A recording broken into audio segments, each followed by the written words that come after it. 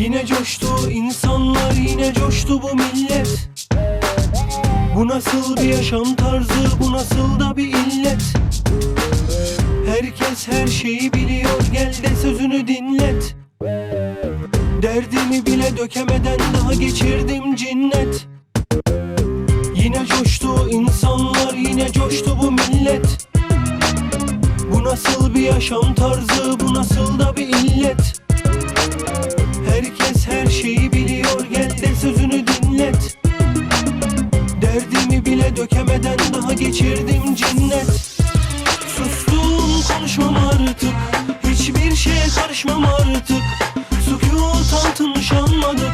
Sustum, karışmam artık. Sustum, konuşmam artık, hiçbir şeye karışmam artık. Sükût altınmış anladık. Sustum, karışmam artık.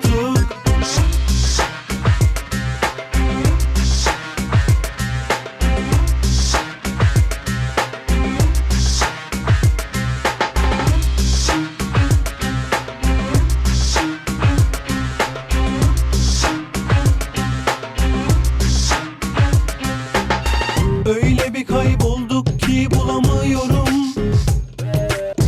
Neydik, ne hale geldik, inanamıyorum. Boğuldum artık, burada duramıyorum. Dünyaya res çektim, konuşmuyorum. Öyle bir kaybolduk ki bulamıyorum. Neydik, ne hale geldik, inanamıyorum.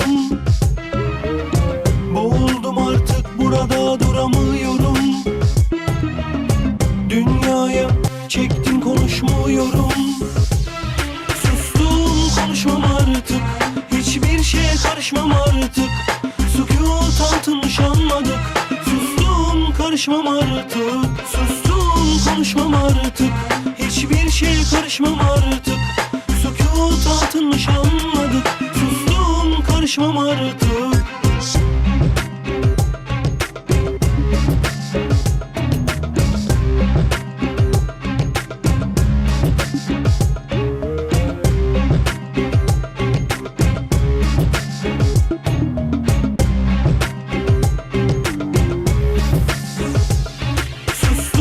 Konuşmam artık, hiçbir şeye karışmam artık.